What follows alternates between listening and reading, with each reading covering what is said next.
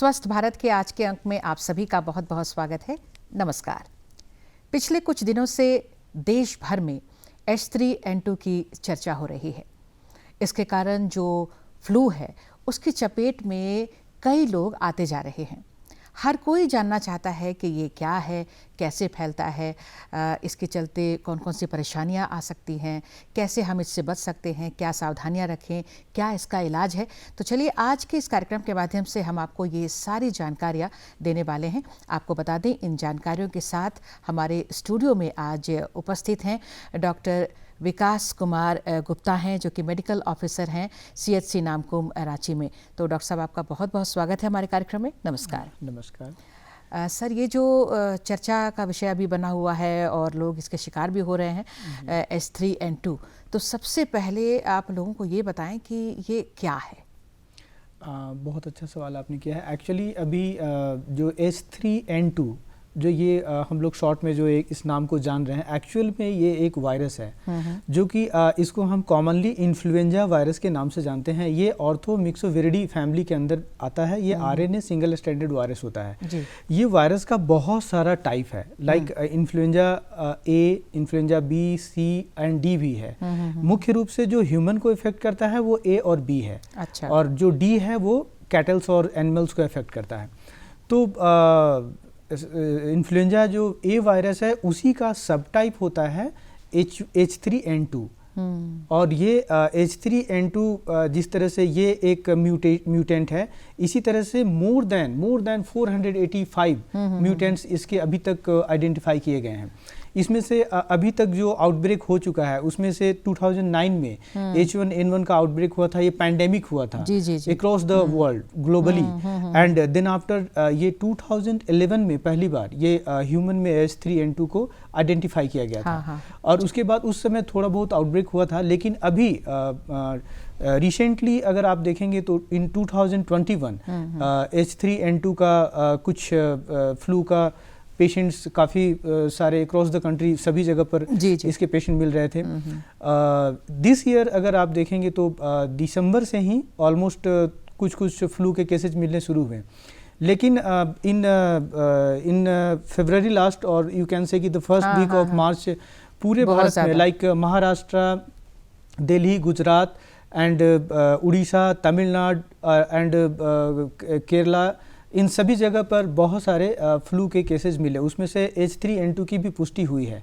अभी बहुत ज़्यादा केसेज नहीं है पूरे भारत में। अभी ऑलमोस्ट नियर अबाउट 452 केसेज अभी तक रिपोर्ट हुए हैं।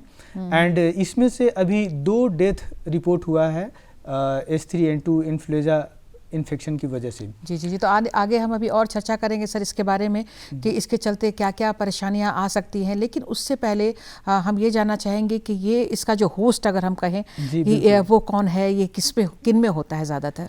ये मुख्य रूप से H3N2 की बात बिल्कुल मैं H3N2 की ही बात कर रहा हूँ, क्योंकि अगर हम इन जनरल फ्लू की बात करें तो इन्फ्लुएंजा H2N2, H1N1 एंड बहुत सारे टाइप है। बट जो मोस्ट वीरुलेंट एंड जिसकी डिजीज उत्पन्न करने की क्षमता सबसे ज्यादा है वो है H3N2। अभी H3N2 कंसर्न इसलिए है हमारा क्योंकि ये ग्लोबली ये स्प्रेड कर रहा है और ये इंडिया में अभी इसका आउटब्रेक हुआ है।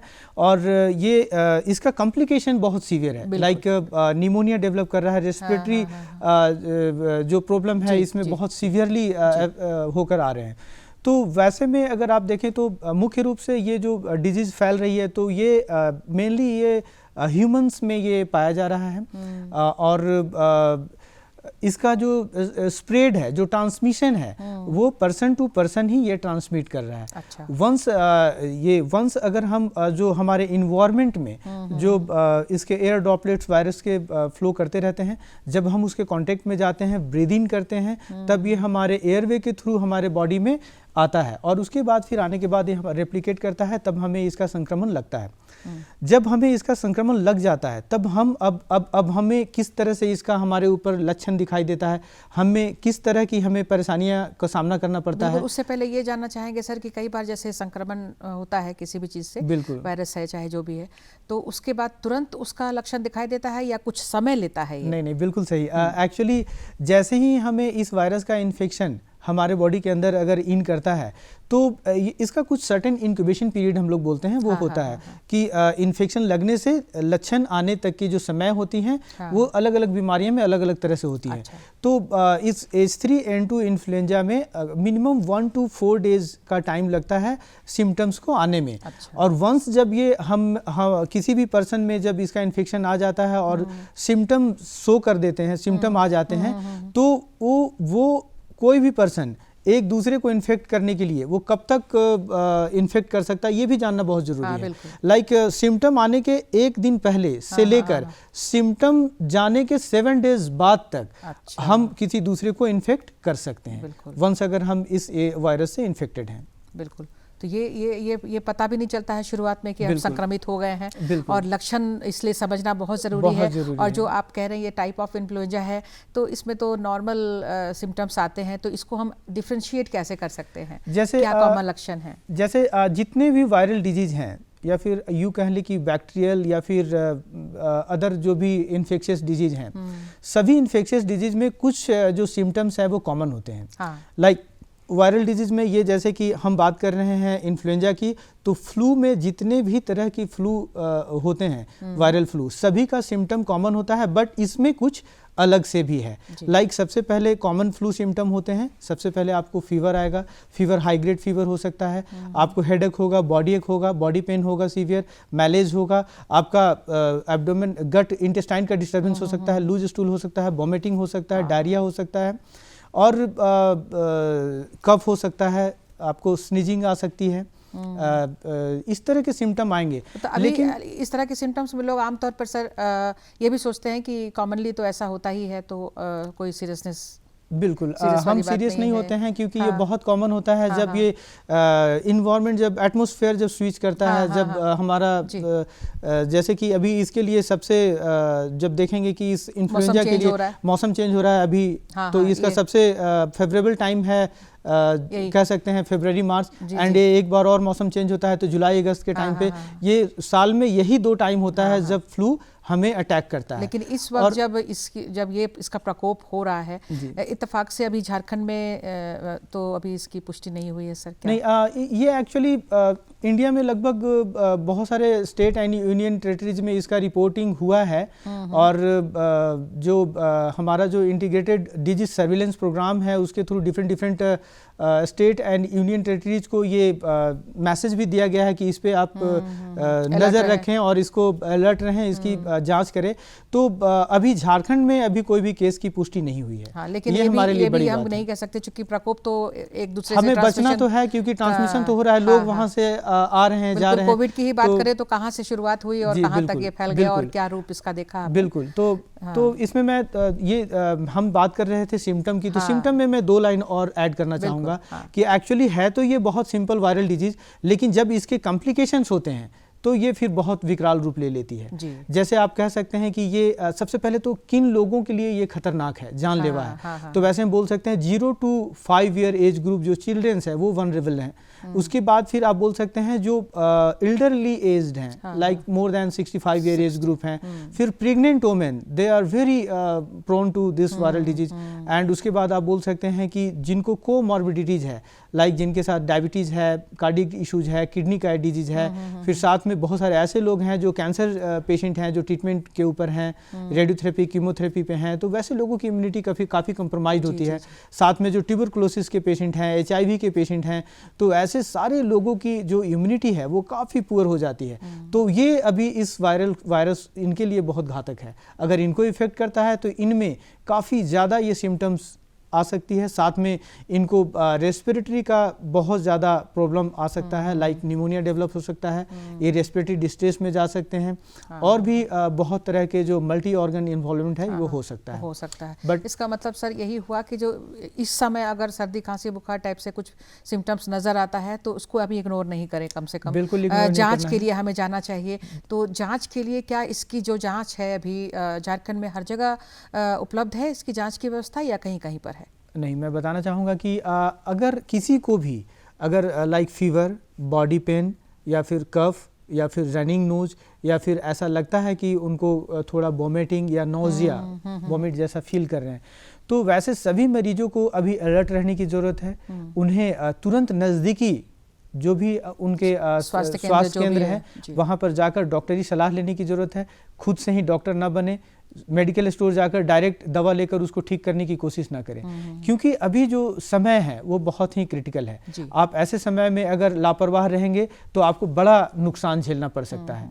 तो अभी आपने जैसे पूछा कि क्या इसकी जांच की सुविधा कहाँ पर है। जब आप स्वास्थ्य केंद्र पे जाते हैं तो हमारे स्वास्थ्य केंद्र पे डॉक्टर के द्वारा स्क्रीनिंग की जाती है कि क्या ये पेशेंट इन्फ्लुएंजा का सिम्टम्स से कितना ये करीब रिसेंबल करता है। तो फिर हम पाते हैं कि ये माइल्ड या मॉडरेट या सीवियर, हम 3 कैटेगरी में रखते हैं। वैसे पेशेंट जो लगता है कि ये सस्पेक्ट है, हम वैसे पेशेंट का सैंपल हम कलेक्ट करते हैं, और जो हमारा सैंपल मतलब क्या ब्लड से होता है? नहीं, इसका हम स्वैब लेते हैं, nasal swab and throat swab, जैसे हम कोविड में लेते थे। लाइकवाइज हम अभी इसका हम सैंपल कलेक्ट करते हैं। कलेक्ट करने के बाद पूरे झारखंड में 2 सेंटर है, रिम्स में है एंड जमशेदपुर में है, तो वहाँ हम इस सैंपल को सेंड करते हैं। अच्छा। देन आफ्टर हम रिपोर्ट का इंतजार करते हैं, लेकिन साथ में हम ट्रीटमेंट शुरू कर देते हैं। सिम्टोमेटिक ट्रीटमेंट अभी शुरू करते हैं। पेशेंट को अगर कोई पेशेंट हमारे पास आता है, लाइक उसके साथ कोमॉर्बिडिटीज है, प्रेग्नेंट वुमेन है, या फिर अगर वो चिल्ड्रेन है, तो हम उस पर बारीकी से नज़र रखते हैं ताकि उसमें कोई कॉम्प्लिकेशन डेवलप ना हो। अगर किसी पेशेंट में अगर ऐसी लगती है कि अगर उसका ब्रीदिंग डिफ़िकल्टी है, उसे बहुत ज़्यादा ब्रेथलेसनेस हो रहा है, या फिर उसकी ऑक्सीजन सेचुरेशन कम है, तो हम उसे एडमिट करके और आइसोलेट करके उसको ट्रीटमेंट करने की कोशिश करते हैं। बिल्कुल। मतलब जांच में इसकी मतलब कितना टाइम लगता है इसमें सर, रिपोर्ट आने में? इसका जांच एक्चुअली RT-PCR से किया जाता है, और ये डिफरेंट लैब में डिफरेंट एक टाइम लगता है, लेकिन 1 से 2 दिन में ये तब तक इलाज शुरू हो जाता है। इलाज हम लोग शुरू कर देते हैं। और जब एक बार जब इसकी पुष्टि हो गई, इत्तेफाकन अभी झारखंड में नहीं है, और हम तो चाहते भी हैं कि लोग पूरी सावधानी बरतें, और हम अभी सावधानियों की बात करेंगे भी कि क्या क्या सावधानी हम रखें ताकि बाहर से कोई भी संक्रमण जो है वो हमारे प्रदेश में इसकी एंट्री ना हो। तो एक बार जब इसकी पुष्टि हो जाती है तो फिर इसकी इलाज क्या अभी संभव है, उपलब्ध है, ठीक हो जाती है क्या? इसका ट्रीटमेंट एक्चुअली बहुत ज़्यादा कुछ वैसा एंटीडोट नहीं है। हम लोग जैसे सिम्टोमेटिक ट्रीटमेंट को अप्रोच करते हैं, लाइक अगर फीवर है तो उसकी दवा देते हैं, खांसी है तो हम उसकी दवा देते हैं। अच्छा। अगर कोई ब्रीदिंग डिफ़िकल्टी है तो उसे हम एडमिट करते हैं, हॉस्पिटलाइज करते हैं, ऑक्सीजन सपोर्ट देते हैं, मैकेनिकल वेंटिलेशन सपोर्ट देते हैं। एंड डिफरेंट अगर किसी पर्सन को अगर ये वायरल इन्फेक्शन हो गया तो बहुत ज़्यादा चांसेस हैं कि उसकी इम्यूनिटी पुअर हो जाती है, and secondary bacterial infection and बहुत सारे और भी इन्फेक्शन के चांसेस बढ़ जाते हैं। तो हम प्रोफाइलेक्टिकली फिर हम उसको एंटीबायोटिक भी देते हैं। अच्छा। और अभी एक कह सकते हैं कि एक एंटीवायरल भी हम लोग दे रहे हैं, वो सेल्टामिवीर करके एक ड्रग आया है, उसको हम लोग अभी देते हैं। एंटीवायरल ड्रग जी, पुष्टि होने के बाद देते हैं। जी, जब पुष्टि हो जाती है कि ये patient influenza type 1 type A H3N2 के पेशेंट हैं, तब फिर हम इसको एंटीवायरल तो अर्ली अगर हम इसका डिटेक्शन हो जाता है और इलाज शुरू हो जाता है तो फिर ये ठीक हो जाती है। क्योंकि आपने जिक्र किया कि अभी तक 2 लोग या कुछ संख्या में मौत भी हो गई है, तो वो कैसे हालात बनते हैं? जैसे ये एक्चुअली मुख्य रूप से ये डिजीज अगर देखेंगे तो जो नुकसान पहुंचा रहा है वो लंग्स को पहुंचा रहा है, रेस्पिरेटरी डिस्ट्रेस और निमोनिया डेवलप कर रहा है। तो जो निमोनिया की वजह से ही डेथ होती है एक्चुअली, फाइनली जो आउटकम आता है वो सीवियर आउटकम है, वो है कि निमोनिया डेवलप करता है। तो हम अर्ली अगर पेशेंट को आइडेंटिफाई कर लेते हैं, डायग्नोस कर लेते हैं, हम उसको एडमिट कर लेते हैं, हॉस्पिटलाइजेशन सपोर्ट में अगर रखते हैं, तो फिर ये इसको हम जो मोर्टेलिटी है उसको हम काफ़ी कम कर सकते हैं। पेशेंट बहुत ज़्यादा अभी तो इंडिया में सीवियरिटी के साथ नहीं आ रहे हैं, बहुत माइल्ड सिम्टम्स के साथ आ रहे हैं, मॉडरेट सिम्टम भी बहुत कम है, केसेस भी, नंबर ऑफ केसेस भी बहुत कम है। एंड झारखंड में तो अभी एटलीस्ट कोई भी केस डिटेक्ट नहीं हुआ है। हम लोग लगातार एज ए डॉक्टर मैं OPD में देखता हूँ, पेशेंट्स आते हैं, मैं उनका प्रॉपर हिस्ट्री लेता हूँ, उनका ट्रैवल हिस्ट्री लेता हूँ, उनको फिर बोलता हूँ कि आप फॉलो अप में भी हमारे पास आइए, उनको अलर्ट करता हूँ कि आप में अगर कुछ ब्रीदिंग डिफिकल्टी या इससे रिलेटेड कुछ समस्या बढ़ती है, अगर कुछ कंडीशन आपकी वर्सन होती है, तो एज सुन एज पॉसिबल आप हॉस्पिटल स्वास्थ्य केंद्र में आप पहुँचें। बिल्कुल। और ऐसे समय में खास करके हम ये लोगों को बताना चाह रहे हैं, क्योंकि ऐसे समय में जो मौसम में जो परिवर्तन होता है तो आमतौर पर ये सर्दी खांसी बुखार ये सब देखने में आता है। तो इसको चूंकि अभी क्रिटिकल पीरियड से हम गुजर रहे हैं और इसका यहाँ पर प्रवेश ना हो, लोग इस संक्रमण से बचे रहें, यही हमारी कोशिश है कि लोग सावधानी बरतें ताकि जो अभी प्रकोप यहाँ नहीं है वो ना हो। तो बहुत ज़रूरी है सावधानी। कहते भी हैं कि सावधानी ही अगर बचाव है, तो हम बात करेंगे अब सावधानी की। जी हाँ, एक्चुअली ये precaution is better than cure, हम ऑलवेज ये मतलब पढ़ते आए हैं और सुनते आए हैं। तो किसी भी डिजीज से बचाव ही हमारा सबसे बड़ा अस्त्र है। इससे बचाव के लिए जैसे हम कोविड में हम अपने आप को बचाते थे, लाइकवाइज इसमें भी हमें उसी तरह से अपना बचाव करना है। ये भी वायरल डिजीज है, ये भी इसका भी ट्रांसमिशन एयरबोर्नी ड्रॉपलेट से होता है। हम छींकते हैं, हम खांसते हैं, उससे एयर ड्रॉपलेट एयर में निकलता है और उसी से दूसरे पर्सन में ये ट्रांसमिट करता है। दूसरा, ये कांटेक्ट से ट्रांसमिट करता है। जैसे हम सपोज दैट कि मैं इन्फेक्टेड हूँ, मैंने अपना नोज क्लियर किया, अपना वही हाथ से मैंने किसी को हैंडशेक कर लिया, तो मैं सपोज दैट किसी सरफेस को मैंने टच किया, वो सरफेस को वहाँ पे वायरस अगर चला गया, अगर कोई दूसरा पर्सन आता है जो इन्फेक्टेड नहीं है, वो टच करता है और वो इन्फेक्टेड पर्सन के कांटेक्ट में जाता है, वो उनसे कन्वर्सेशन करते हैं, तो एयर ड्रॉपलेट के थ्रू वो इन्फेक्ट होते हैं। तो इन सारी चीज़ों से हम इस निष्कर्ष पे आते हैं कि हमें जो पर्सन इन्फेक्टेड हैं उनको हम एटलीस्ट आइसोलेट करके रखें। जो पर्सन अगर इन्फेक्टेड हैं तो वो अपने फेस मास्क का यूज़ करें, वो कम से कम लोगों के कांटेक्ट में जाएं, क्राउडेड प्लेस पे ना जाएं। और जो इन्फेक्टेड नहीं है वो कैसे बचें, तो उनको बहुत बेटर हाइजीन मेंटेन करने की ज़रूरत है। और वो अभी जैसा कि हम पूरे भारत में ये लगभग एक मैसेज है कि अभी फ्लू चल रहा है, तो ऐसे टाइम में आप गैदरिंग ना करें, आप क्राउडेड प्लेस पे ना जाएं, मास्क यूज़ करें, फेस मास्क को यूज़ करें, आप कम से कम आउटिंग करें इस तरह से। और अभी बहुत ज़्यादा सोशल डिस्टेंसिंग की तो बात नहीं करेंगे क्योंकि अभी हमारे पास इसका आउटब्रेक नहीं हुआ है, मतलब झारखंड में अभी नहीं है, तो बेटर है। लेकिन फिर भी कि हम बहुत कम से कम लोगों के कांटेक्ट में जाएं, ट्रैवल को अपना मिनिमाइज कर लें। बिल्कुल बिल्कुल, मतलब ड्रॉपलेट्स के माध्यम से जब इसका फैलाव हो रहा है तो बस उसी से अगर हम अपना बचाव कर लेते हैं मास्क के थ्रू, या बार बार जो हाथ धोने की बात हम करते आ रहे हैं, पहले से भी करते हैं, कोविड के समय से और भी हम लोगों ने हाथ को साफ करना, हैंड सैनिटाइजर तो अभी हर घर में अभी भी सैनिटाइजर है और बार बार हाथों को धोने के लिए हम कहते आ रहे हैं। और फिर से अभी वही बात लागू होती है कि किसी भी चीज़ को हम अगर छूकर प्रवेश कर रहे हैं, बात कर रहे हैं, तो हाथों को अच्छी तरह से धो लें, मास्क का प्रयोग करें। तो ये सावधानी अगर हम बरतते हैं तो बहुत हद तक बच जाते हैं। साथ साथ कुछ और आप बताना चाहेंगे खान पान संबंधी या फिर मौसम के अनुसार कुछ व्यवहार में अपने परिवर्तन, कुछ उससे भी हम सावधानी बरतें? एक्चुअली डेफिनेटली ये वायरस सबसे पहले ये समझने की ज़रूरत है कि सपोज दैट मैं अगर जाता हूँ इन्फेक्टेड प्लेस पे, लाइक अभी महाराष्ट्र एंड दिल्ली में सपोज दैट कुछ केसेस मिले हैं, मैं अगर टूर प्लान करता हूँ, मैं कैसे बच पाऊँगा या फिर हमारी कैसी तैयारी होनी चाहिए। तो हमें अपने आप को एटलीस्ट, जो मेरे अंदर एक फियर होता है हर डिजीज से कि मैं इन्फेक्ट हो जाऊंगा, तो अपने अंदर के फियर को सबसे पहले निकाल कर फेंक देना है। अगर आप डर जाते हैं तो इट मीन्स कि आप पर कोई भी डिजीज हावी हो सकता है। तो सबसे पहले तो अपना जो इंटरनल जो कॉन्फिडेंस है, करेज है, पावर है, उसको लूज नहीं करना है, नंबर 1। नंबर 2, आपके अपनी इम्यूनिटी बढ़ाकर रखनी है, रोग से लड़ने की जो क्षमता है उसको हमेशा इन्हांस करके रखनी है।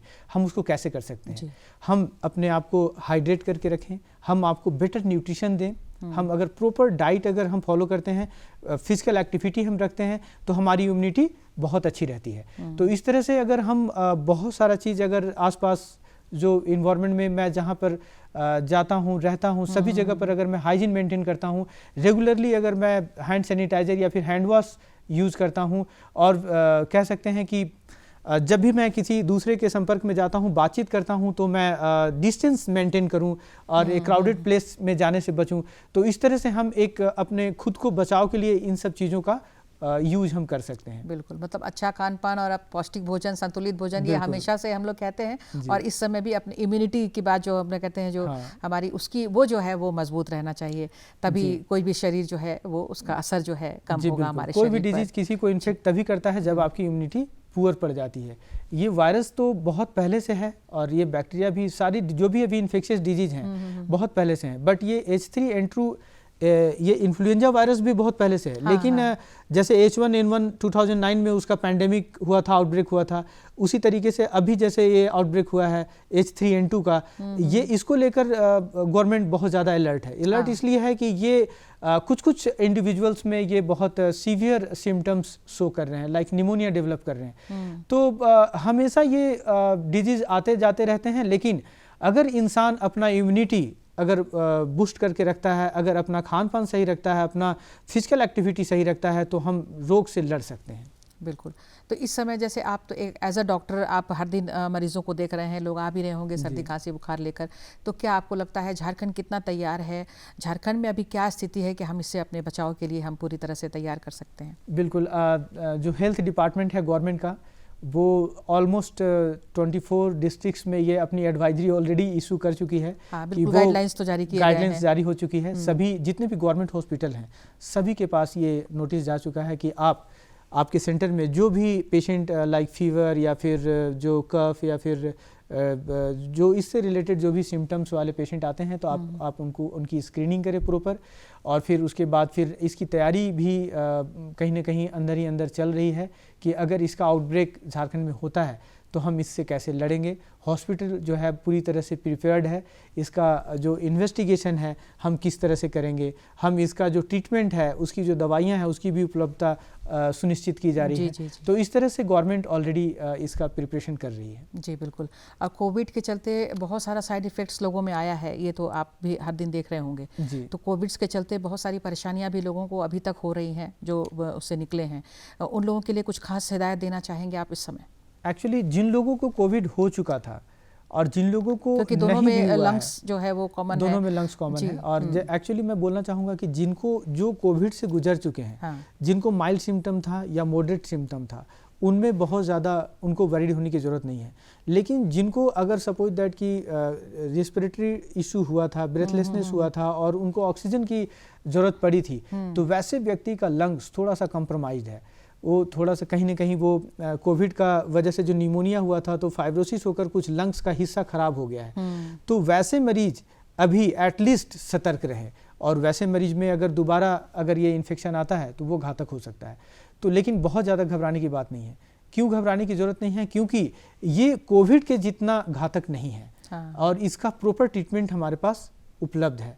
हम अगर समय पे डॉक्टर के पास जाते हैं और समय पे हम अपना इलाज शुरू कर लेते हैं, तो ये हमारे लिए बिल्कुल ही घातक नहीं है। बिल्कुल। तो ये तो कोविड के चलते जिनमें जो कुछ परेशानियां आई हैं शारीरिक रूप से, ये उनके लिए बात हुई। जैसे आपने कहा कि जो पहले से किसी न किसी रोग से ग्रसित हैं, जी, उनके लिए भी ये बहुत क्रिटिकल समय है। छोटे बच्चों के लिए बहुत क्रिटिकल समय है। तो हम चाहेंगे उनके लिए भी आप सुझाव देते चलें, पर्टिकुलर उनके लिए, ताकि जो बच्चे हैं उनके पेरेंट्स से आग्रह करना चाहूँगा कि 0 to 5 ईयर एज ग्रुप जो हैं, उनको बेटर अभी केयर की आवश्यकता है। उनको बहुत ज़्यादा ऐसे प्लेस में खेलने या कुछ गंदे स्थान पे ना जाने दें। उनकी हाइजीन प्रॉपर मेंटेन करें। उनको प्रॉपर न्यूट्रिशन है, हाइड्रेशन का भी ख्याल रखें। उनको समय समय पे लिक्विड इनटेक जो है सो बढ़ा कर रखें। लाइक आप कोकोनट वाटर दे सकते हैं, मिल्क दे सकते हैं, वेजिटेबल सूप दे सकते हैं। आप कोई भी ऐसा लिक्विड जो कि आप दे सकते हैं, बच्चों को थोड़ा सा लिक्विड इनटेक उनका बढ़ा दें। और जो प्रेग्नेंट वुमेन है, जो गर्भवती माताएं हैं, उनसे आग्रह होगा कि अपना न्यूट्रिशन बेटर रखें, ताकि जब आपको ये इन्फेक्शन आए तो आपको उससे लड़ने के लिए आपके पास प्रॉपर स्ट्रेंथ हो। जी। और जो ओल्ड एल्डरली एज्ड पर्सन है, उनको भी बेटर केयर की ज़रूरत है। बिल्कुल। मतलब नॉर्मल से थोड़ा सा ज़्यादा अभी हमको ध्यान रखने की ज़रूरत है। सर्दी खांसी से बचाव की ज़रूरत है।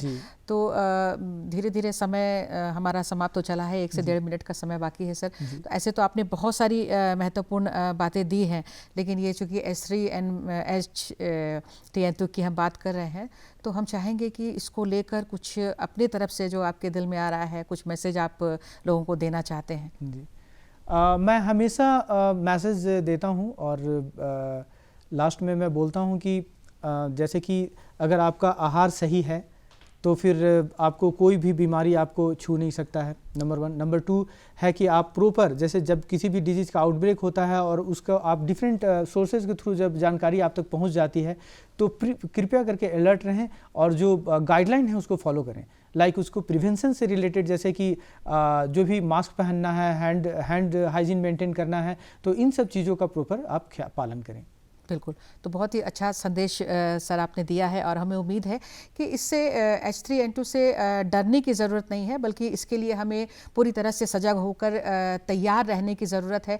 और बहुत अच्छा है ये कि अभी झारखंड में इसका प्रवेश नहीं हुआ है और हम सभी मिलकर अगर कोशिश करेंगे, इसके लिए आगे आएंगे, जो सावधानियाँ बताई गई हैं, जो गाइडलाइंस मिले हैं हमें, उनका पालन करेंगे, तो ये जो वायरस के चलते जो इन्फ्लुएंज़ा जो फैल रहा है उस पर हम काबू कर पाएंगे, बिल्कुल रोक पाएंगे। तो हमें उम्मीद है कि ये पूरी सावधानियां बरतेंगे हमारे दर्शक जो हैं।